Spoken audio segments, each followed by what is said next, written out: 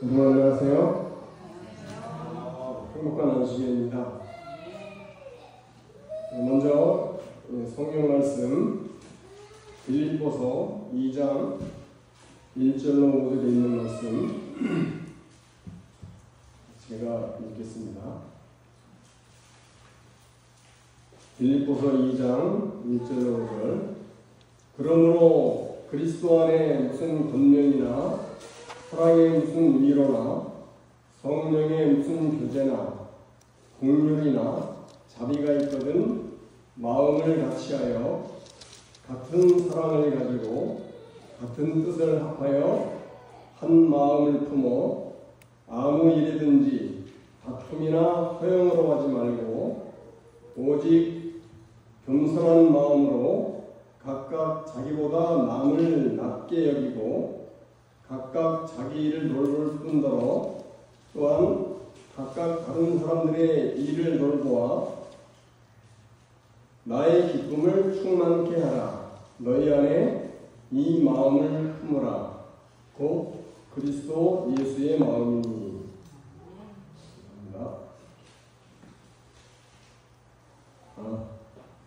우리가 지난 일요일 날 어디를 갔다 왔죠?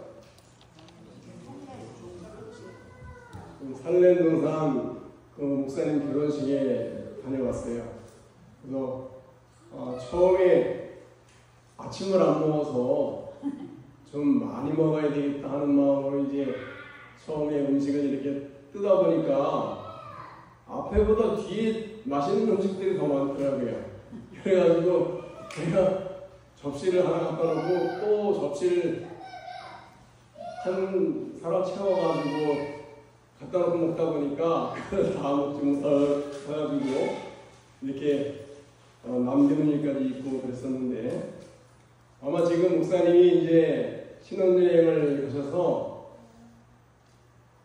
우리 저희 이미정 목사님 카톡에다 참깨 기름을 갖다 한 가마리 쏟아오고 그렇게 얘기를 하셨던데, 아마 재미있는 신혼여행을 하시지 않을까 생각을 합니다. 이제 월요일이면 목사님 오시는데 여러분들 남은 기간 동안 아무 사고 없이 무사하게 이렇게 안전한 여행을 마치고 돌아올 수 있도록 기도해 주시면 감사하겠습니다. 목사님이 지난 그 결혼을 앞두고 저녁에 금요일 저녁 안식일 시간 그 설교 시간에 결혼에 대한 얘기를 하시면서 선배 목사님이 조언해 주셨다는 얘기를 하셨어요. 그리고 그 목사님이 하시는 말씀이 무슨 말씀인가 하면, 결혼을 하고 보니까 여러분들 기억나세요? 자기 안에 다른 나가 있더라 이렇게 이야기를 하더래요. 그래서 그 다른 나라는 게 뭔가 했더니, 결혼을 하고 나니까 자기가 이전에 생각해보지 못했던 화가 그렇게 많이 나더래요. 결혼을 하면 행복하고 즐거워야 되잖아요. 그죠? 그런데 자기도 모르는 화가 그렇게 많이 나더라는 거예요. 여러분들 다 공감들 하시죠? 왜 화가 나는지 아마 여러분들 많이 공감을 하실 텐데, 그것은 이제 우리 그 설교 제목처럼 사람들 마음에 갈등이 생겼던 거예요. 갈등이. 이전에 살다가 자기 혼자 살 때는 아무 걱정이 없었잖아요. 근데 다른 사람과 살다 보니까 환경도 다르고 또한 생각도 다르고, 그러다 보니까 결혼하기 전에는 상대방의 비율을 잘 맞춰주려고 하고 자기 사랑을 만들려고 하니까 정말 간과 쓸기까지 다 내놓고서는 비율을 맞추고 하지만, 이제 내 사랑이 되니까 누구 멋대로 하고 싶어요? 상대방의 마음이 아니라 내 마음대로 하고 싶은 거예요. 그래서 갈등이 생겨요.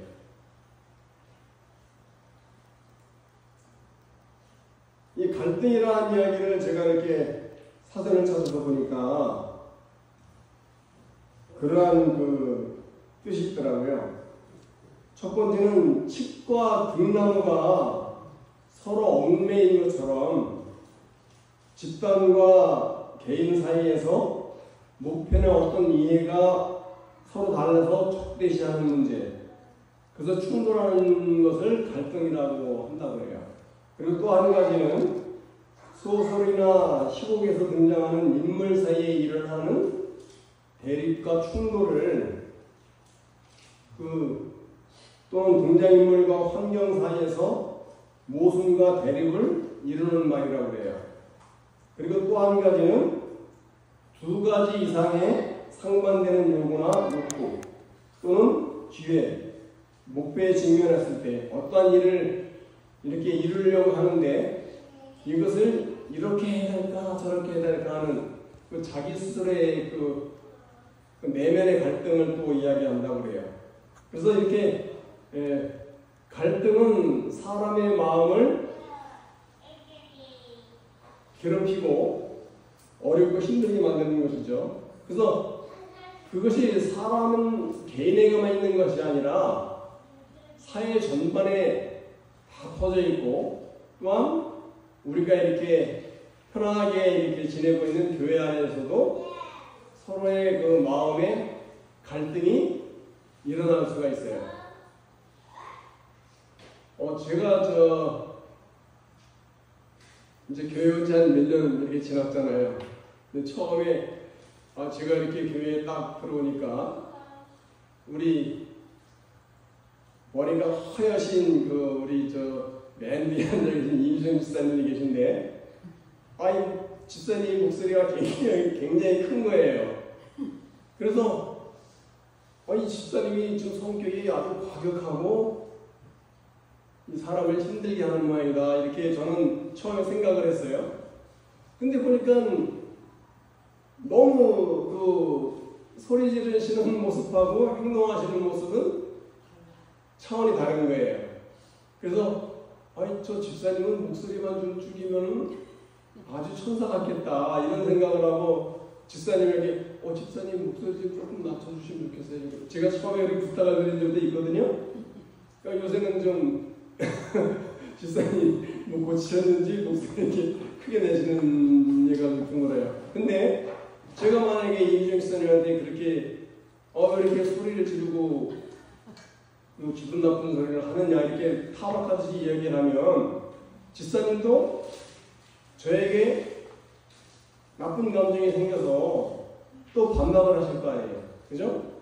그래서 목소리가 커지고 그러다 보면은 이 갈등이 더 점점점 쓰여져서 싸움이 일어나게 되는 그러한 그 결과를 초래하게 되는 것이죠.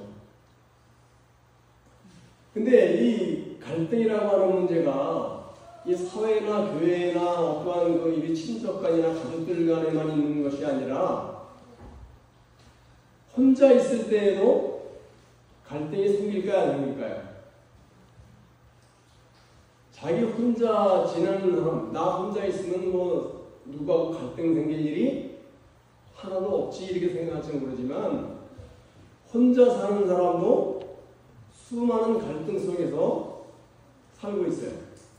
그래서 우리 잘 알고 계시는 사도바울 선생님도 뭐라고 했어요? 오라 나는 곤고한 이 사망의 늪에서 누가 나를 건져내랴. 그래서 마음으로는 하나님의 뜻에 순종하고 싶은데 자기의 몸은 누구의 일을 한다는 얘기예요? 세상적인 일에 휩쓸리고 있다 이런 얘기예요. 그래서 내면적인 갈등을 그렇게 겪고 있는 것이죠. 근데 이 갈등이라고 하는 것이 어디에서 생길까요? 그냥 가만히 있는 자동적으로 생길까요? 자라온 환경 가운데 생길 수도 있고 또 문화적인 차원에서 있을 것이고 또한 자기가 그 가족들 간에 이렇게 살아온 그 전통이나 이러한 문제로 인해서 갈등이 생길 수가 있어요. 근데 그 갈등이라고 하는 것은 우리의 죄된 본성 때문에 생긴다고 그래요. 아담과 하와가 범죄를 안 했으면 우리가 이렇게 고생하며 살까요?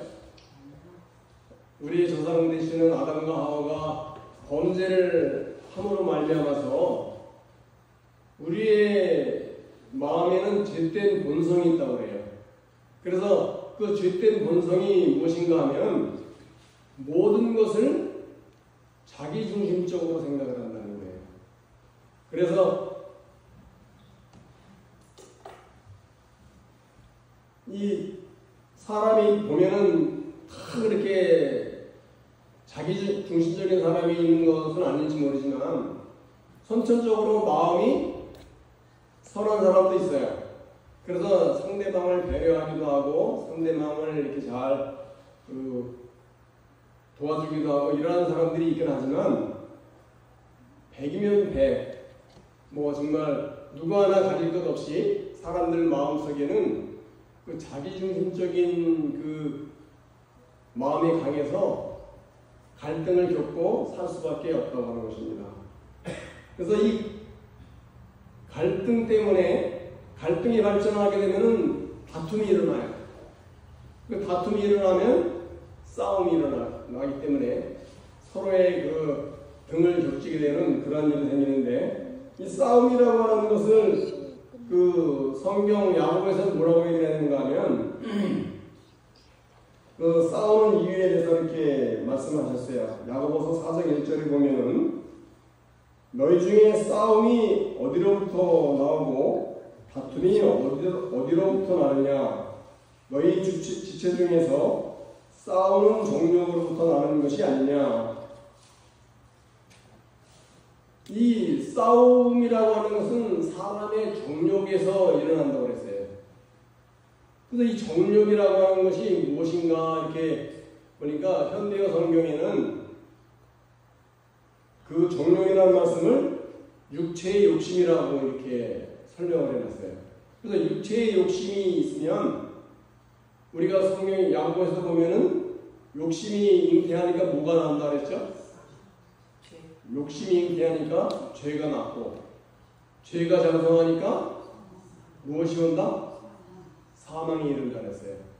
그래서 우리가 그 싸우고 다투고 하는 것은 자기 중심적인 생각으로 상대방을 이렇게 상대하고 상대방과 대화를 하다 보니까 상대방은 내 의사대로 따라줘야 편한 거예요.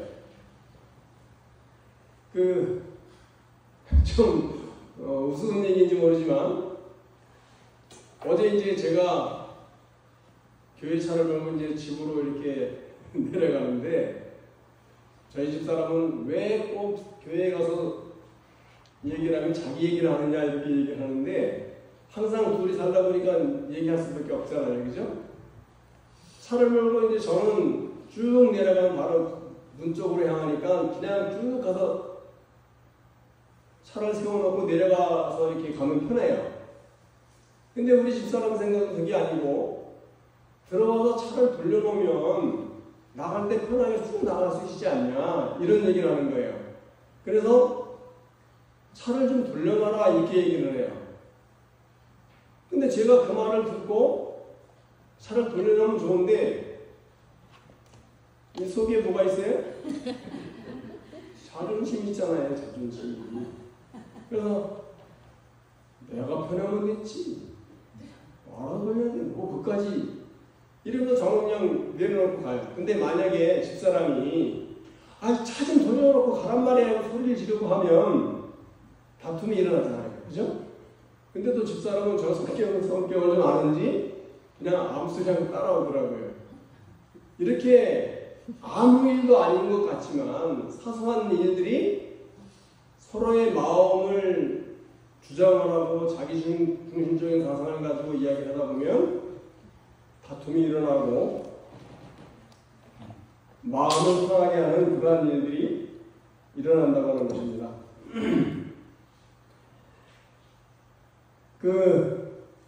자주 하는 얘기인지 모르겠어요. 우리 성씨 가운데 고집이 센 성씨가 있잖아요. 그죠? 벌써 다 웃으시는데 성씨 가운데 안강채라고 이렇게 얘기를 해요.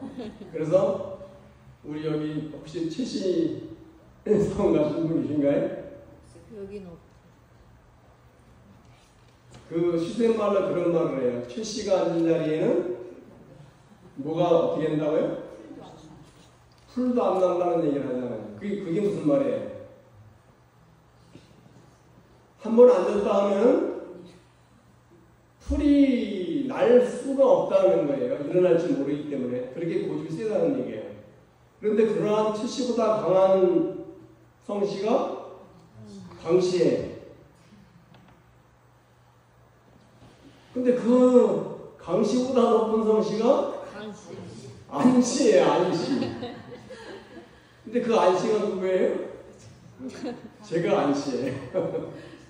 그래서 제가 어릴 적 보면 이 고집이 세면 좋은 줄 알았어요. 그래서 웬만한 그 고집을 이렇게 내기라도 진 적이 별로 없어요. 한 번은 제가 한번 말씀드린 데는 모르지만 제가 그 이천에 그 단원리교회라고 지금 이제 원더리교회랑 이렇게 하셨는데 거기 이제 회사에 다닐 때 단원리교회 목사님이 계셨어요. 그래서 지구 찬양대를 이렇게 하는데 우리가 단원리교회에서 연습을 하고 막 그럴 때 목사님이 이렇게 그 연습을 하는데 그 교회 분당문을 열고 딱 들어오시는 거예요. 근데 사람들이 쫙 서서 이제 찬양 연습을 하니까 들어오시다가 그냥 나가시는 거예요. 그러니까 사람들이 목사님 오시라고, 예? 그러니까 목사님이 손을 흔들면서 나가시는 거예요.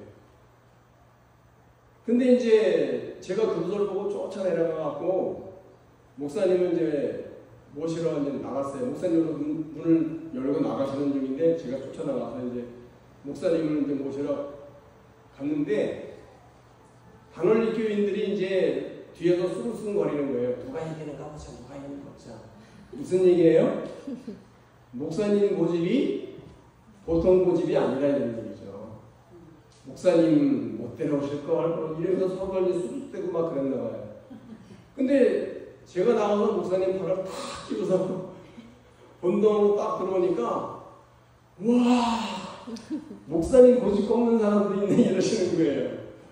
그래서 저는 이제 뭐 이게 자랑하는 게 아니라 이렇게 고집을 부리고 남을 그 고집으로 꺾고 나면 속으로 승리감이 이렇게 도취가 돼요. 그래서 제가 스스로 내가 참 고집 센 게 대단하구나 이렇게 생각하는데 사람들은 뭐라 그래요? 저 똥꼬집이라고 얘기하는 거죠. 예? 근데 그러한 마음은 그 고집 부리고 정말 자기 멋대로 하는 그 마음을 성경은 뭐라고 그러는 거 하면 여러분들 귀가 따갑도록 들으실 말씀인데 목이 곧은 백성이라고 이렇게 이야기를 해요. 그리고 완악하다고 이렇게 얘기를 해요. 목이 곧다고 하고 완악하다 하는 말은 고집스럽고 융통성이 없어서 누구의 뜻대로 하려고 해요? 자기의 뜻대로, 자기 중심적인 사상을 가지고 자기의 뜻대로 한다는 말이에요. 하나님께서 이스라엘 백성들에게 그렇게 오래도록 내 말을 듣고 내 말대로 행하면 너희가 영원히 나와 함께 하겠다고 했을 때에 수도 없이 하나님의 말씀에 불순종하고 예수님을 배반하고 힘들게 했던 그 백성들이 이스라엘 백성들이에요. 그래서 너희는 목이 곧은 백성들이라. 그들의 종말은 어떻게 되는 거예요? 하나님께서 그들을 징별하시려고 그랬잖아요. 아주 씨를 말리려고까지 하셨어요.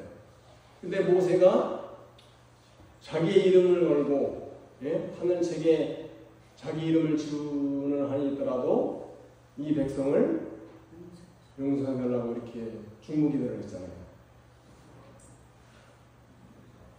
이렇게 이러한 그 여러 가지 과정을 통해서 겪게 되는 갈등은 자기 자신을 높이는 거예요. 그리고 자기 안에 있는 누구를 잊어버려요? 예수님을 잊어버려요. 우리가 예수님을 믿는다고는 하지만 우리가 예수님을 잊어버리고 사는 믿음이 무슨 소용이 있겠습니까? 사도 바울이 그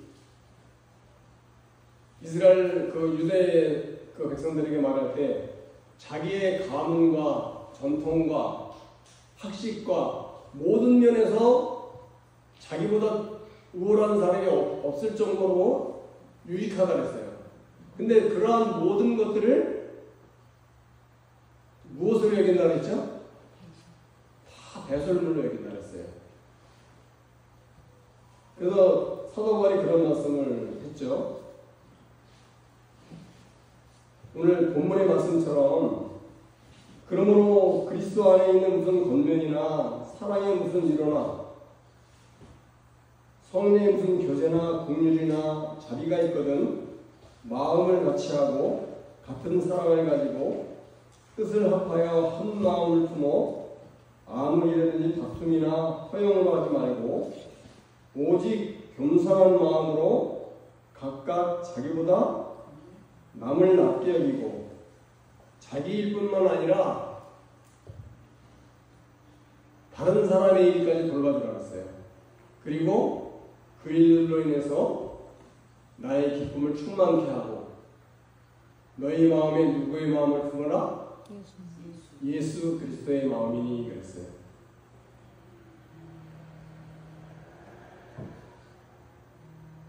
남을 나보다 낮게 여긴다는 말이 쉬울까요? 어려울까요? 이 비교하는 것만큼 힘들고 괴로운 일이 없을 거예요. 제가 회사 다닐 때에 같이 있던 동기들이 있어요. 이제 매달 한 달이 되면 이제 그때 당시에는 이 봉투를 이렇게 지금은 뭐 모르겠어요. 통장으로 이렇게 다 입금되고 그런지 모르지만 그때 당시에는 봉투에다 다 이렇게 임금을 담아서 봉투를 나눠줬는데 이 봉투를 받는 날이 최고 기쁜 날이에요. 한 달 동안 열심히 일하고 거기에 대한 보상을 받으니까 얼마나 기쁜지 몰라요. 근데 그냥 월급날만 되면 기분이 좋아서 이제 월급 그 날짜를 꼽아요. 이제 이틀 3일이면 월급이 나오겠지.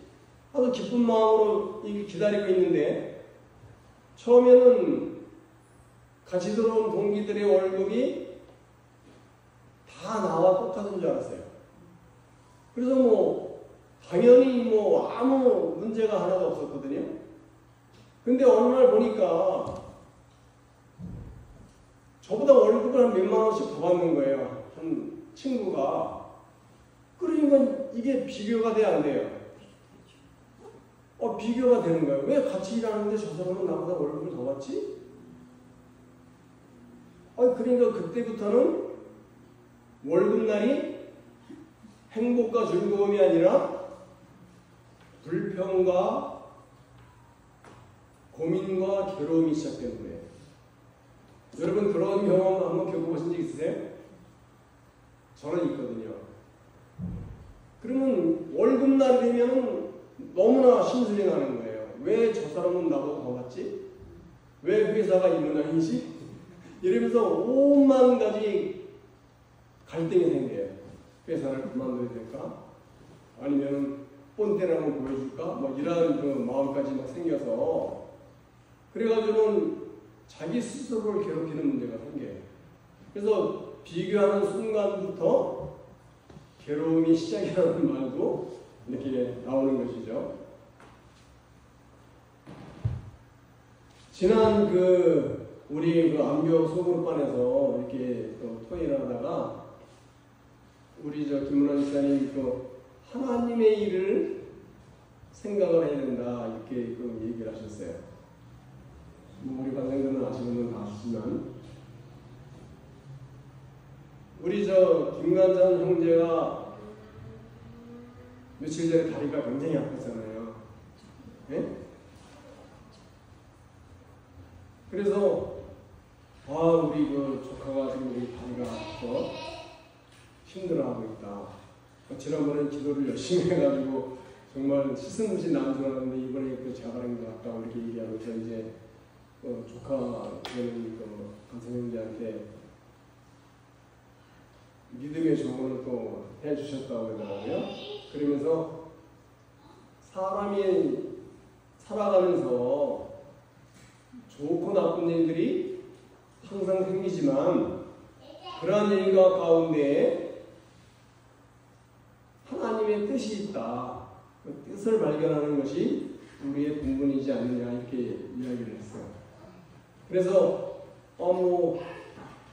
차를 몰고 가다가 이렇게 사고가 날 수 있고 우리 이런 말씀을 드리면 좀 죄송하지만 우리 곽 집사님 큰일을 당하셨잖아요. 그죠?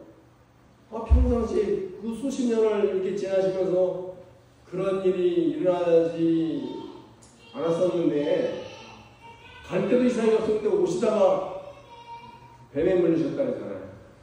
근데 그런 고통 때문에 그냥 고민하고 괴로워하고 그냥 원망하고 이렇게 자기 스스로 괴롭게 하면은 좋은 일이 있어요? 없어요? 없잖아요. 그런데 그러한 가운데서도 왜 하나님이 이런 일을 나한테 주셨지? 내가 하나님이 나한테 어떠한 기원을 주시려고 이런 사고를 일으켰을까? 이렇게 생각을 하고 하나님의 일을 생각을 하면 우리의 삶이 근심, 걱정, 괴로움 모든 것들이 다 사라진다는 얘기예요. 우리가 반복되는 일이지만 안식일 오후에 하나님이 쓰다라고 하는 책을 가지고 우리가 소그룹을 하잖아요. 제가 첫날 직원회에서 하나님이 쓰다라는 책을 이렇게 소개를 하면서 우리 교재로 썼으면 좋겠다고 이렇게 목사님들 얘기하고 우리 집사님들 얘기하고 해서 또 책을 사갖고 이렇게 하려고 하나 속으로 저는 그랬어요. 표현상으로는 아직 안 그런 척 했지만 속으로는 그랬어요. 왜 또 돈을 들여서 이 책을 사가지고 또 이렇게 해야 되나 이렇게 생각을 했는데 더 황당한 것은 다른 하나님을 만나야 돼라는 말을 들었어요. 여러분들 다른 하나님이 있어요? 없어요? 다른 하나님이 있어요? 없어요? 이 내용 가운데 보면 파벨 고니아라고 하는 그 목사님인데 대청의 목회부 부부장님으로 계신 목사님이 이제 쓰신 체험수기 같은 책이에요. 근데 그 가운데에서 이제 어릴 적 경험들을 쭉 이렇게 기록을 하면서 나라가 루마니아 사람인데 그 나라가 공산화가 되면서 안식일 지키는 문제가 이렇게 되는 거예요. 근데 이제까지 자기는 하나님께서 자기가 하는 기도는 모두 들어주신다는 생각으로 하나님을 믿었던 거예요. 근데 그 나라에 공산화가 되니까 이 대학에 들어가면은 커다란 혜택들이 들어오는 거예요. 공산주의 국가에서도 등급이 있는 것처럼 아주 이렇게 높은 대접을 하고 그래서 이제 자기가 대학에 합격을 했으니까 4등으로도 들어갔다고 그래요. 10몇 명이나 뽑는가 그런데 900몇 명이 왔대요. 근데 그 가운데 사동으로 이렇게 들어가게 됐는데, 안식일날 그 수업을 빠지니까 너는 대학에서 퇴학 조치를 내릴 수밖에 없다. 지금 고니와 청년이죠. 그때 당시는 이게 고민이 너무 많아가지고 이거를 어떻게 해결해야 될까. 그래서 자기 나름대로 안식일만 해결할 수 있도록 좀 도와주세요 하고 기도를 하다 이제 결정적인 날이 며칠 안 남은 거예요. 그래서 이제 처음에 이거 대학을 이제 포기해야 되는 거이다. 이러면서 이제 아버지한테 얘기해요. 그 아버님 목사님이 더 훌륭한 목사님인 것 같아요. 그 아버님한테 이제 전화를 걸어서 도움을 요청했어요. 아버지 이런 상황인데 이제 대학을 그만두게 퇴학 조치를 당하게 생겼다. 어떻게 했으면 좋겠느냐.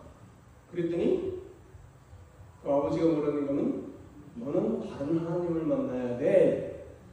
이렇게 이야기를 하더라는 거예요. 그래서 저도 처음에 아니 다른 하나님이라니? 하나님이 다른 하나님이 있을 수가 있어요? 내가 알고 있는 하나님이 아니라 원래 계신 하나님을 알으라 이런 얘기예요. 출애굽 당시에 우리가 이번 기회에 출애굽 공부를 쭉 했잖아요. 이스라엘 백성들이 출애굽을 해서 홍해를 건너고 광야를 지나서 시내산까지 왔어요. 하나님께서 먹이시고 살리시고 입히시고 시내산까지 이끌어줬을 때 그 이스라엘 백성을 이끌어주신 분이 누구예요? 하나님이셨잖아요. 그런데 모세가 시내산에 내려가서 40일 동안 내려오지 않았을 때 이스라엘 백성들이 어떤 하나님을 찾았어요? 우리를 인도하여 낸 신을 내놔라 이랬잖아요. 그래가지고 금붙이를 내놔서 만들어놓은 게 금송아지잖아요. 그래서 아론이 뭐라고 했어요? 이 신이 우리를 인도한 하나님이라고 했잖아요. 여러분들도 저도 이게 꼭 꽝 이 가슴을 쳤거든요. 그 고니아 그 목사님이 그 이야기를 쭉 읽으면서 이제 나도 다른 하나님을 믿는 게 아닌가? 이런 생각이 들었어요.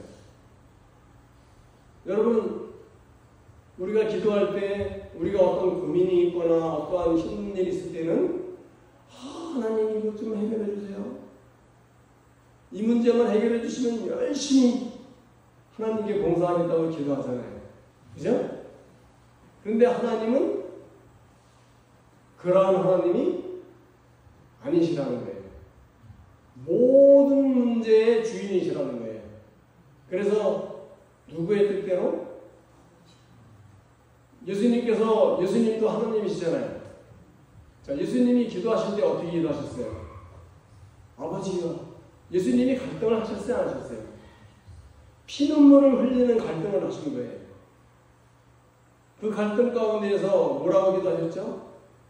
할 수만 있으시면, 가능하시면 이 잔을 누구에게? 내게서 다른 사람에게 좀 옮겨달라고. 그렇지만 누구의 뜻대로 하지 말라고? 내 뜻대로 하지 마옵시고 누구의 뜻대로? 아버지의 뜻대로 해달라. 우리도 그러한 하나님을, 온 우주를 통치하시는 정말 센 하나님이시잖아요. 여러분, 힘들고 어려운 일이 닥칠 때 사탄의 공격을 받는다고 그러잖아요. 그래서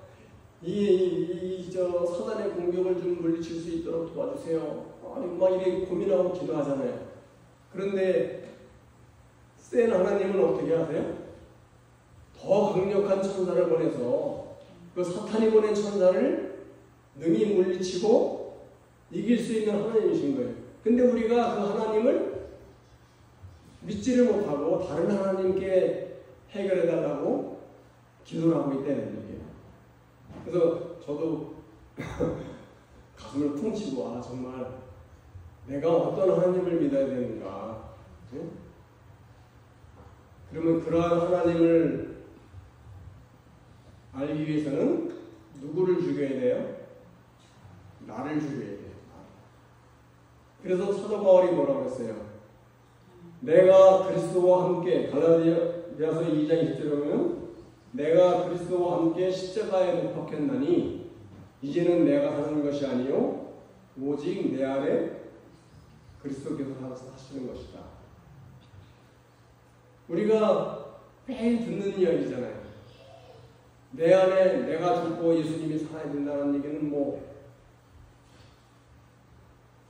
귀에 딱지가 날 정도로 들었지만 우리가 그러한 믿음을 갖고 산다는 것이 우리의 힘으로는 불가능하다는 사실은 우리가 자명지하에 다 알고 있는 사실이에요. 그래서 우리 안에 누구를 모셔야 돼요? 성령을 모셔야 된다는 사실이에요. 그래서 성령을 따라 행하라.